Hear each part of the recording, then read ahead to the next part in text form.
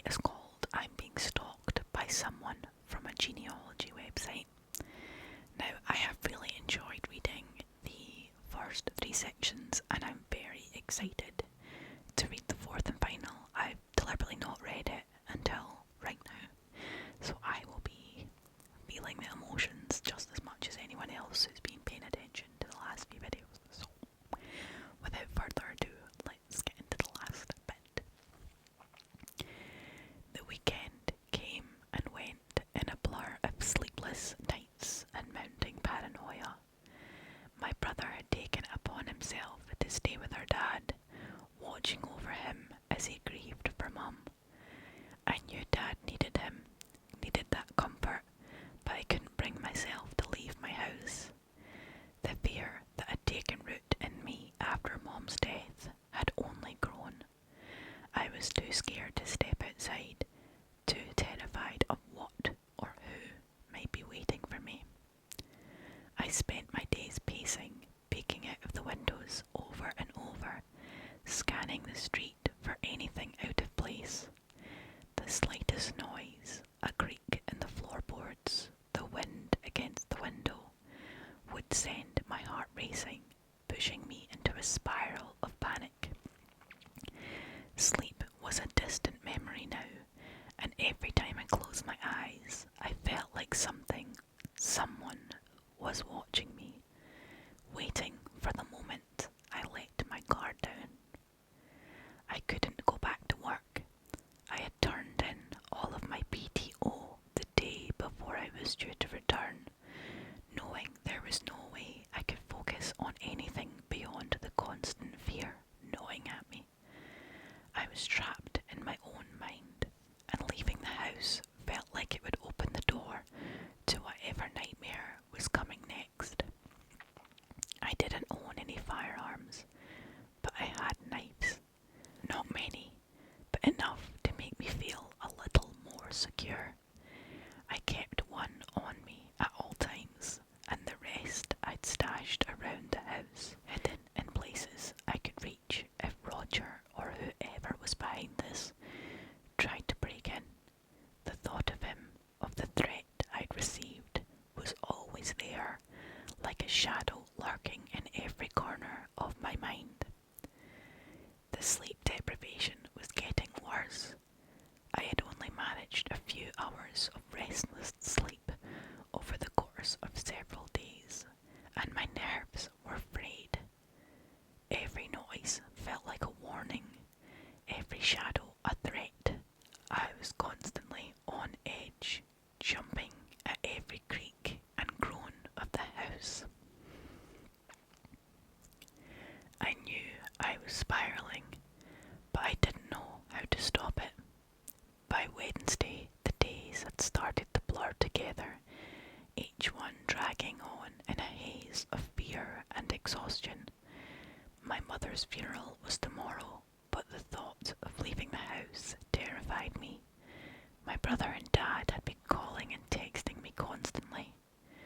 They wanted to make sure I was okay, but I couldn't let myself stay on the line for long.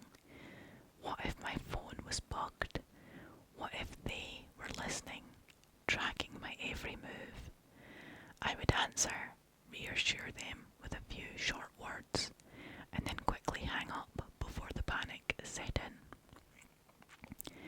My father had called again earlier, his voice gentle but pleading. He told me that he understood how I felt, how terrified I must be, but that I couldn't let this fear consume me. You have to come to your mother's funeral, he said, his voice cracking. We need you there. I need you there. You can't live like this forever. But to me, it felt like he just didn't get it. Sure, he had lost Mum, but his life hadn't been directly threatened. He wasn't the one receiving those emails, those cryptic warnings. Roger had killed Patricia, I was sure of it. He'd killed Mum too. And now, it was only a matter of time before he came for me. My father's take felt naive, almost dangerous. He thought we could move on, but I knew better. There was no moving on when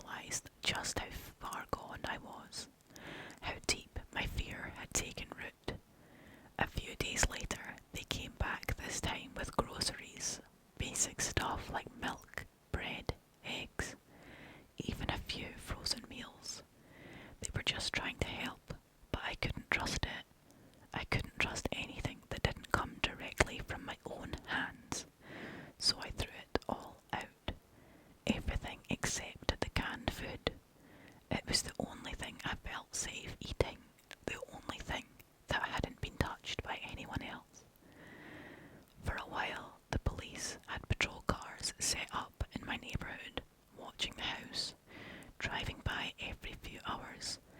It gave me a shred of comfort, knowing that they were out there, but even that was temporary. After the first month, they decided that everything had cooled down, as they put it. They believed that whoever had been behind the emails and the threats was long gone by now. They told me that whoever it was had likely moved on. The police had managed to trace the emails back to a series of hotels in the area. Each set of emails had been sent from prepaid mobile phones, disposable burners that were found smashed in dumpsters nearby. They tried to reassure me, saying that they were still monitoring the situation and that they hadn't completely dropped the case, but it didn't help. I hadn't felt safe in months, and their vague promises didn't change that. Even with their so-called eye on the area, I still felt as vulnerable as ever. Every creak in the floorboards, every gust of wind against the windows, every unfamiliar car that passed by sent me into a spiral of panic. My nerves were shot.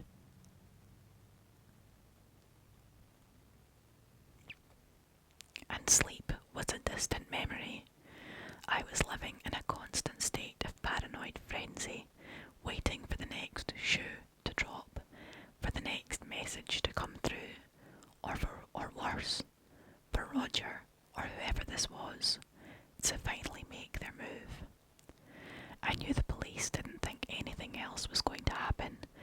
I could hear it in their voices, the way they talked, like I was being paranoid, like I was seeing threats that when there were none. But they weren't the ones being hunted. They hadn't lost Mum. They hadn't been receiving those messages, waiting for the inevitable. They didn't know what it was like to live in this constant state of fear, to feel like any moment could be your last. So here I was, trapped in my own home, surrounded by canned food and knives hidden in every corner, just waiting for whatever was coming next. By this point, I had lost my job. The PTO ran out, and after missing weeks without a word, they finally let me go. It wasn't like I could have gone back anyway. My savings were dwindling, slipping away with every passing month, and I couldn't bring myself to care. It didn't matter how much money I had. None of it could protect me from what I knew was coming. My brother had stepped in to help. He came by every week, bringing canned food and supplies, doing his best to support me. He even helped with rent and utilities, making sure I wouldn't lose the house on top of everything else. I think he knew I was barely holding on. Every time he came over, he tried to talk to me, gently telling me how much Mum's death had hurt all of us, how the family was worried about me, how I wasn't the only one suffering. But he didn't understand. No one did. I kept trying to explain it to him, trying to make him see why I was doing what I was doing. This isn't just about me, I told him one day as we sat in my living room, the blinds drawn tight, like always. He said I was next, which means that he won't hurt anyone else until I'm dead. My brother didn't say anything for a long time. He just stared at me with that same worried look he always had. I could tell he was trying to reason with me, trying to pull me back into reality. But to me, this was reality. Staying here, I continued, keeping myself trapped between these four walls. It's not just keeping me safe, it's keeping everyone safe. Dad, you, all of us. He shook his head, his voice soft but insistent. You don't know that for sure. You can't just keep living like this. This isn't living, it's... I cut him off. I know it. As long as I stay in here, he can't get to me. He can't get to anyone else. My voice was shaky but firm. I believed it with every part of me. was next. That meant it was me or no one. As long as I stayed hidden, as long as I kept myself alive, no one else would have to die. He sighed, rubbing the back of his neck like he always did when he was frustrated. I get it. I do. You're trying to protect us, but this isn't sustainable. You're not eating right, you're not sleeping, and I'm keeping you safe, I snapped, louder than I meant to. That's what matters. He looked at me, sadness in his eyes, but he didn't argue anymore. He just nodded, dropping the conversation for a moment. But I could tell he was worried. Maybe he was. Maybe I wasn't living anymore. But what choice did I have? I had to do what was necessary to survive, to keep everyone else out of danger. As long as I stayed in this house, trapped between these walls, I was keeping him and everyone else safe, and that's all that mattered. Fall had arrived, the air turning crisp as the leaves began to fall, swirling in small clusters outside my window. The change in the season didn't bring any comfort though. My savings were practically gone, and the last bits of money dribbling out for rent, utilities, and whatever other small expenses I couldn't ignore. The walls of my house, which once felt like protection, were now starting to feel like a cage. My brother came over one afternoon, his face serious. I knew something was coming, but I wasn't prepared for the ultimatum he gave me. Look, he said, standing in the doorway, his arms crossed. I can't keep doing this. I can't keep bringing you food and covering your bills. It's not just about the money. You can't live like this anymore. You need to come out of this house, and you need help. I'm telling you, either move in with us, stay with my family until you can get over this fear, or I stop bringing you food. I can't watch you do this to yourself anymore. I stared at him, my heart pounding in my chest. The walls around me suddenly felt even tighter, pressing in on all sides. I wasn't ready to leave the house. I wasn't ready to face whatever was waiting for me out there. Please, I said, my voice breaking. I just need a little bit more time. Just give me another week. I can't leave yet, but I will. I promise. He shook his head, his expression unwavering. No more time. I'm serious. You have to make a decision now. You come with me, or I stop bringing you food. It's time to face this. You can't keep hiding here forever. Desperation clawed at my insides. Next week, I pleaded. I just need a little more time to get my things together. I'll be ready next week. I'll come to your house, I swear. I just a little more time. My brother sighed heavily, clearly torn between his concern and frustration. After a long time, he nodded. All right, he said, finally relenting. One more week, but that's it. After that, you're coming with me, or you're on your own. I nodded quickly, relieved that he was giving me the time I'd begged for. Thank you, I whispered, stepping forward. He looked at me with a mix of sadness and hope, and before he turned to leave, we shared a hug at the doorstep. It was a hug that felt final, somehow, as if the safety I'd clung to inside these walls was slipping away, and soon I'd have no choice but to face what I feared the most. As I watched him walk back to his car, I knew I couldn't delay any longer. Next week, I'd have to leave this house, but deep down the fear still lingered. I couldn't shake the feeling that the moment I stepped outside, he would be waiting for me. I started packing my things, my hands shaking with each item I stuffed into my bag.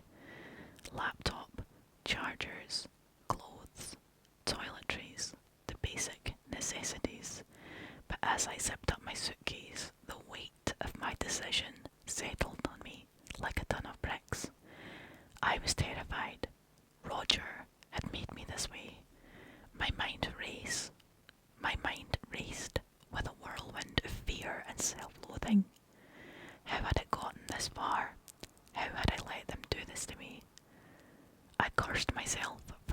so weak for allowing my life to unravel because of one man. He had already taken Patricia's life, and then he took my mother's, and now, in a different way, he had taken mine too. I wasn't living anymore, not really. I was just existing, trapped in this house, locked away from the world because of the fear he planted inside me. I had become a prisoner to that fear, voluntarily locking myself in this cage, terrified of what might happen if I stepped outside. Everything felt like a trap now. The cars on the road that passed me too slowly, as if they were watching me. The food from the grocery store, which I could no longer trust. Even the man who jogged in front of my house every morning felt like a potential threat, a signal that Roger, or whoever it was, had eyes everywhere. I couldn't shake the feeling that I was being watched at every moment, no matter what I did or where I went. Was this really how I was supposed to live? Constantly waiting for the next attack, the next moment where everything crumbled again. Would I be running forever, hiding from a shadow that may or may not even be lurking? I closed my eyes, forcing myself to breathe, and tried to calm the storm of thoughts swirling in my head. I couldn't live like this any longer. If I continued down this path, I might as well be dead already. Roger hadn't just taken the people I loved, he had taken my sanity, my freedom. But I was done giving him that control. I had promised my brother that I would go to his house, and despite the gnawing terror in my gut, I was going to make good on that promise. I wasn't sure if I could handle leaving the safety of these four walls, but I knew one thing for certain. I couldn't stay here and wait for the fear to consume me. I spent the next hour cleaning up my house, locking every window, every door, hoping there might come a day where I could return and live a normal life again. Part of me doubted it, though. The life I had before all of this, the life where I didn't constantly look over my shoulder, felt impossibly distant. Still, I wanted to believe that there was a chance, no matter how small, that I could come back and feel safe here. After everything was secured, I sat on the front steps of my house, the cool evening air brushing against my face. I watched as cars drove by, their headlights flickering against the darkening sky. People passing on their evening walks, talking softly, lost in their own worlds. To them, this was just another normal night, but to me, every person who had passed was a potential threat.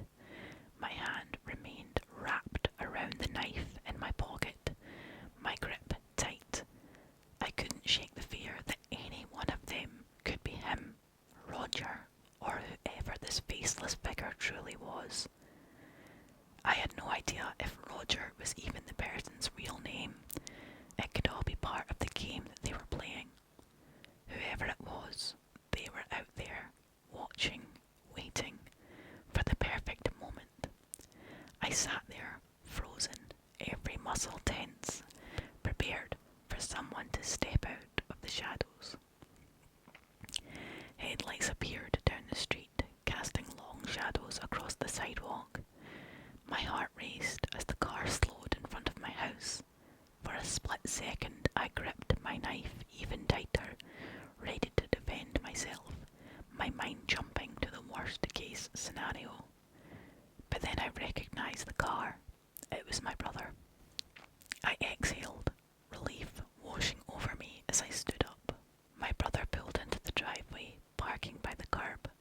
I greeted him with a strained smile and moved to load my luggage into the trunk. I still felt on edge, but I tried to push it aside for now. This was the plan. Leave the house, go with him, and try to start over. But as I approached the passenger door, I couldn't help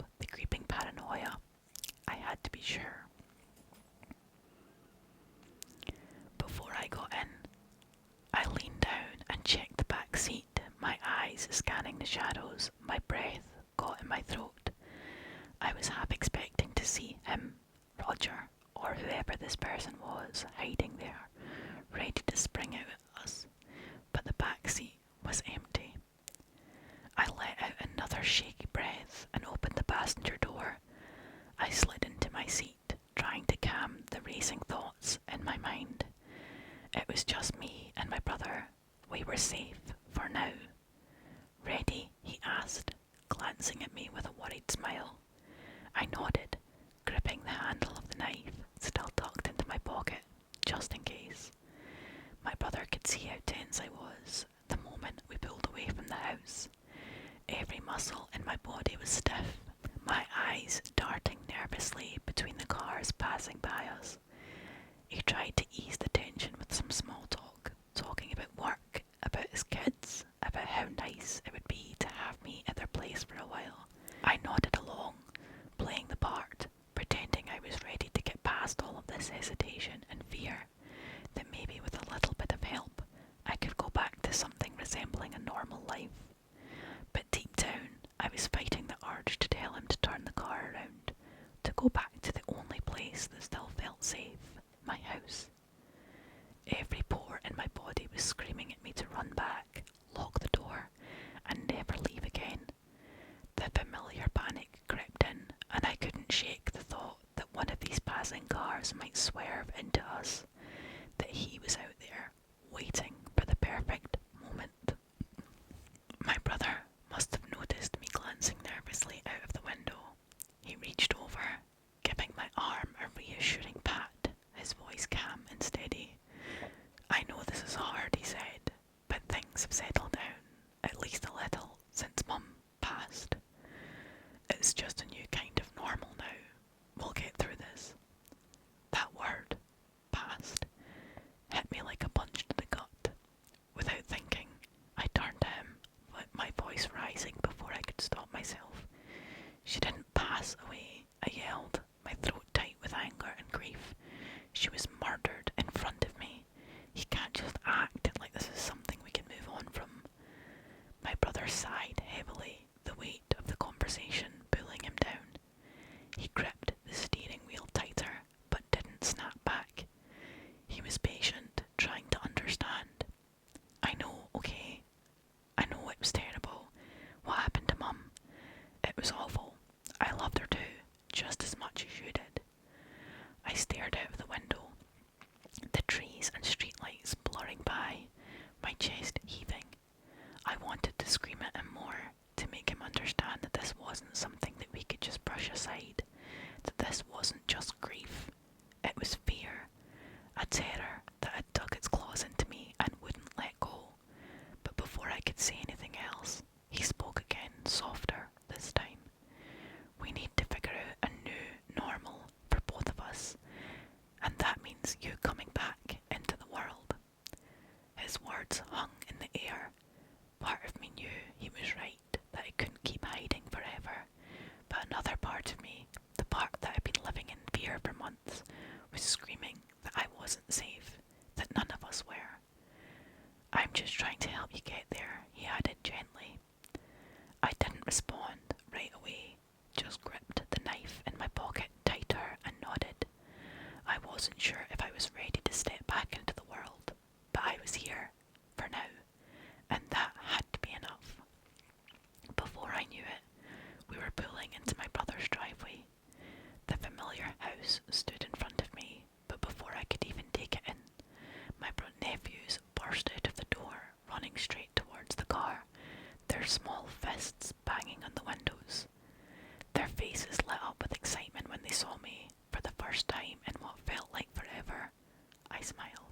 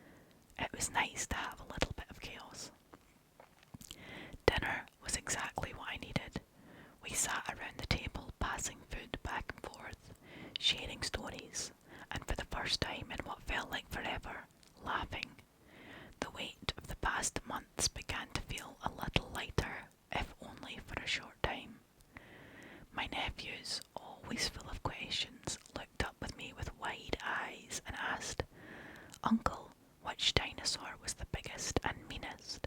Of course, they both had their answer ready. Tyrannosaurus Rex, no question. I chuckled and shook my head. "You know, I think the velociraptor was scarier," I said, leaning in, as if sharing a secret.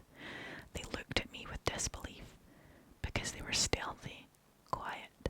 They could get you whenever they wanted, and you wouldn't even know. A Tyrannosaurus Rex, you'd hear that coming from miles away. They erupted into laughter, firing back childish remarks, saying no way could anything be scarier than a T-Rex. As I chuckled, I glanced across the table at my brother. His expression had shifted, his eyes meeting mine with a look of understanding. He knew what I was really saying, that the silent, invisible threats were the ones that scared me most. That's what Roger, or whoever he was, had become to me. A silent predator, always there, lurking, but never making enough noise to be caught. We didn't talk about it.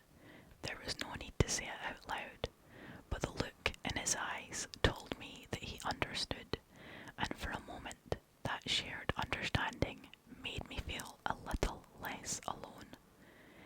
We went back to laughing, the tension fading away under the warm glow of the kitchen lights, surrounded by family, food, and the noisy chaos of a home full of life. For the first time in what felt like forever, I began to feel a tiny spark of hope. Maybe things could start to change. Maybe, just maybe, I could find my way back to some kind of normal. After dinner, we spent some time lounging in the living room, watching the kids play video games on the big TV. Their laughter and the occasional competitive shouts filled the room, while my brother and I made small talk. It felt good in a way to be in a house full of energy, but no matter how hard I tried to settle in, I couldn't fully shake the tension that had been with me for so long. Every few minutes, I made some excuse to get up, using the bathroom, grabbing something from my bag, just so I could take a moment to peek outside the window, scanning the quiet street outside. At one point, whilst I was peeking out, checking to see if there were any cars lingering too long or anyone standing in the shadows, my brother tapped me on the shoulder. I jumped, my heart slamming in my chest, my hand instinctively reaching for the knife in my pocket. But when I turned, I realised it was him. I exhaled, embarrassed. "Hey," he said softly, giving me a reassuring look. "I thought I'd show you to the guest room. It's getting late." I nodded, grabbing my bag and following him upstairs. The hallway was warm and welcoming, filled with the little touches of family life, photos on the wall, the faint sound of the kids' giggles drifting from their rooms. As we passed by their doors, I couldn't help but smile at the taped-up drawings and school art projects covering the walls outside their rooms. It was such a stark contrast to the sterile, quiet environment I had grown used to in my own house. My brother led me to a small room next to the kids' bedrooms. It was simple but comfortable, with a twin bed neatly made, a desk and a chair in the corner, a ceiling fan and a wardrobe. The soft, neutral colours and the quiet hum of the ceiling fan made the space feel peaceful. "Thanks for this," I said, setting my bag down on the desk. "I really needed this push. I don't know if I would have come out the house on my own." My brother smiled and clapped me gently on the shoulder. "Your family, no need to thank me. I just want you to get better." I nodded, feeling a bit of the weight left off my shoulders. "I think I'm gonna turn in early though. I could use the sleep." "Of course," he said, stepping back towards the door. "You deserve a good night's rest. We'll catch up more tomorrow." We headed downstairs, and I said goodnight to the family, who warmly returned the gesture, the kids half paying attention as they continued playing their games. genuine sense of warmth, something I hadn't experienced in a long time. Back in the guest room, I slipped into bed, the soft mattress almost pulling me under instantly. For the first time in months, I felt safe, safe enough to close my eyes and let sleep take me. And it didn't take long. I fell asleep almost as soon as my head hit the pillow, the comforting sounds of my brother's family in the background lulling me into a peaceful, deep slumber. I had been enjoying what felt like the first truly peaceful, dreamless sleep I have had in months, sinking deeper and deeper into oblivion, when the blaring sound of a fire alarm ripped me violently awake. I shot out of bed, disorientated, my heart pounding in my chest as the acrid stench of smoke filled the air. My throat immediately started to burn, and I was coughing before I even knew what was happening. Panic surged through me, and my first thought, Roger. I had escaped the safety of my own home, let my guard down, and now he was going to kill me and my brother's entire family in one fell swoop. The nightmare I had feared for months had found me, just like I knew it would. Without thinking, I darted for the bedroom door. The smoke made it hard to see, but I could hear the crackling roar of flames somewhere beyond the walls. I grabbed the door handle and yanked it open, but as soon as the door cracked, the fierce backdraft exploded in my face. The force of it sent me flying backwards, my body slamming into the back wall of the bedroom.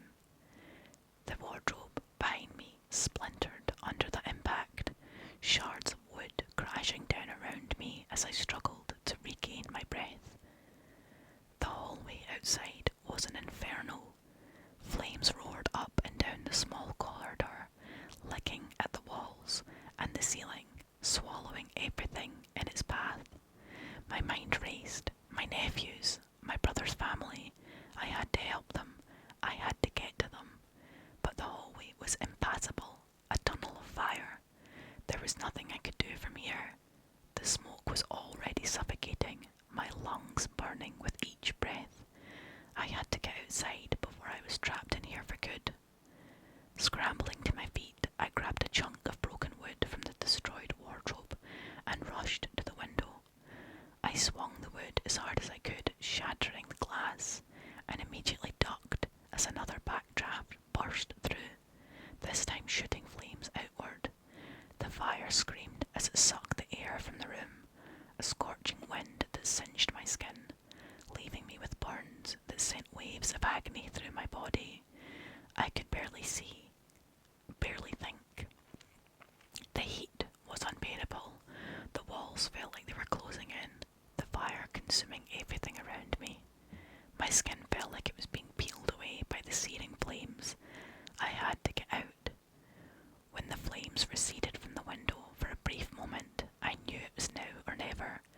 I took a leap of faith, my body hurtling through the shattered window, falling 2 stories down towards the hard ground below.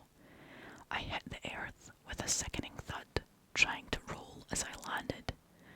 Pain shot through my body, my arms and legs burning with agony, but I was alive. I had made it outside. I hit the back deck hard, my body racked with pain. Burns seared across my skin, shards of glass stuck in my arms and legs. I groaned, unable to move for a moment, my mind struggling to catch up with the agony coursing through me. The fire roared behind me, casting an orange glow across the night, and the smell of smoke filled my lungs. Suddenly, I felt hands on my back, rough and callous, flipping me over with force that sent another wave of pain shooting through my body. I gasped, blinking through the haze of smoke, trying to focus on the figure above me. A man stood over me, bald, his face twisted into a cruel scowl. There was a large scar across his brow, cutting through his expression like a permanent reminder of something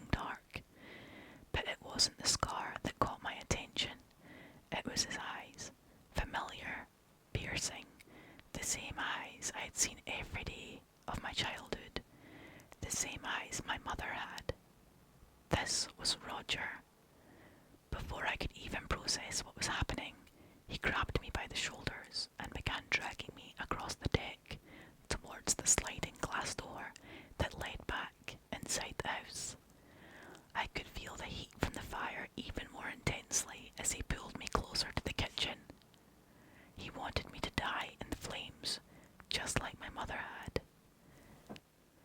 Panic surged through me, and I instinctively reached into my pocket, my fingers fumbling around the knife I had kept there for protection.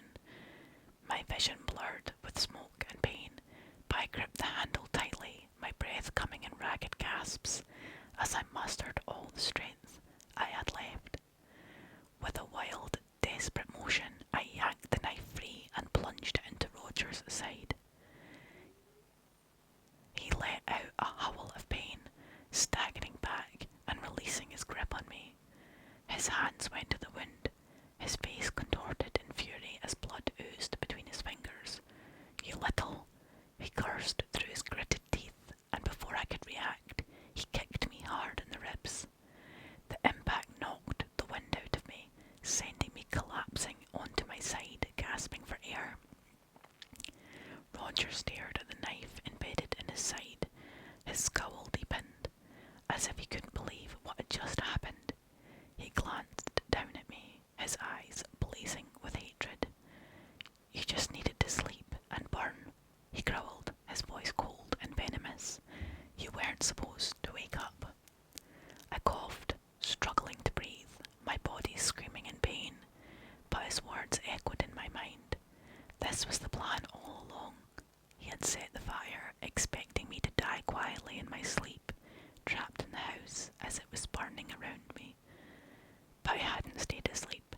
I hadn't given him what he wanted. Roger's eyes flickered with frustration, his hands trembling slightly as he grasped the knife's handle. He took a step towards me, his face twisted with rage and pain, but I knew I had to act quickly. If I didn't, this nightmare would end exactly the way he wanted it to.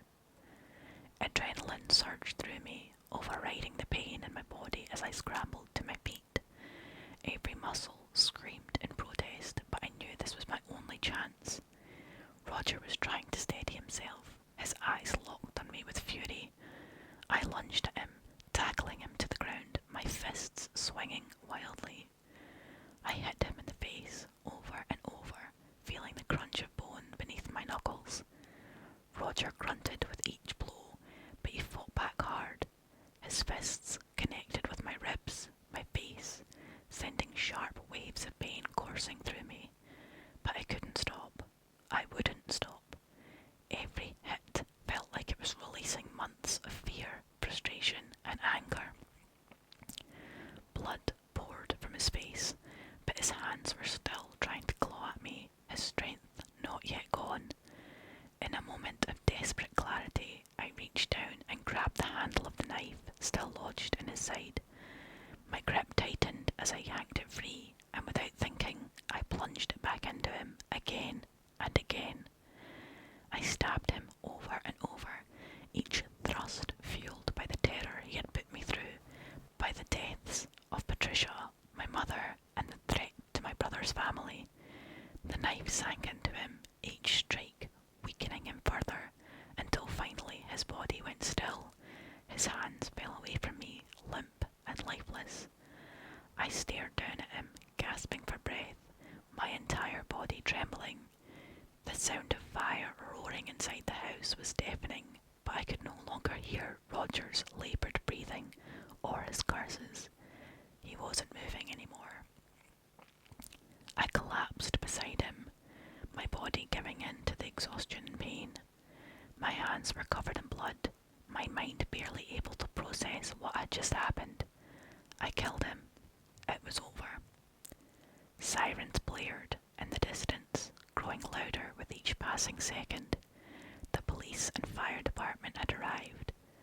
I could see the flashing red and blue lights as they pulled up to the house, the firefighters rushing towards the flames, while officers sprinted towards the backyard.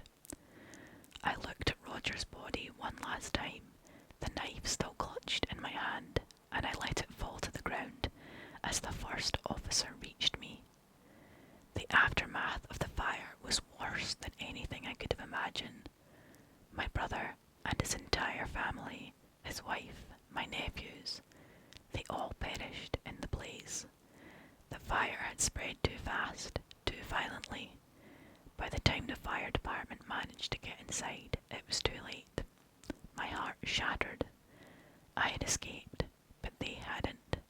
The guilt of that reality pressed down on me like a weight I could never shake. I had come to them for safety, and now they were gone because of it. When the police questioned me, I told them the truth about Roger, the stalking, the threats, the torment I had endured for months. I explained how he orchestrated everything, from Patricia's death to my mother's, and finally the fire that had taken my brother's family. The man I had killed was Roger, my mother's half-brother, the ghost that had haunted us for months. The police found Roger's truck parked a few blocks away in a fast food parking lot. Inside, they uncovered a laptop and several burner phones, the tools he had used to send the messages, track me, and lay out his twisted plans. Nearby, they discovered empty cans that had been used to ignite the fire. The forensic team confirmed the accelerants were the source of the blaze. It was all there, meticulously planned, as if Roger had been preparing this final act for years. After the investigation wrapped up, I moved in with my father. We were the only ones left, the only survivors of Roger's horrific onslaught. The police found detailed notes in Roger's belongings, a sick diary chronicling his hatred for his family and his twisted justification for killing them all. He had been abused as a child, and that trauma had warped him, leading him to believe that his revenge was justified. He had vowed to kill everyone connected to his bloodline, and that included us. The grief was overwhelming, almost too much to bear, but my father and I held on to each other, leaning on the only family we had left. We spent the year healing, though we missed my mother, my brother, and his family every single day. But staying close to my dad helped us both get through the worst of it. We had lost nearly everything, but we had each other, and slowly with time we began to rebuild, piece by piece, determined not to let Roger's darkness consume what little remained of our lives. That was the end. Wow. This is honestly one of the best little stories I've ever read. I'm a huge horror fan, so I love this kind of stuff. But I have really, really enjoyed the story. So again, just to shout out, that was written by Elsie Datkin. That's their username. And you should definitely check out the rest of their stuff. It is really, really well written, and I really enjoy reading the story. For the next spooky, creepy story Saturday, I will find another little Reddit story for us to go through, and hopefully it will be as good as this one. So, thank you very much. Again, I'm going to keep saying it. Thank you so much for your continued support. I love reading every single comment. You guys are the best. Every subscription, every comment, every like, every view is so appreciated.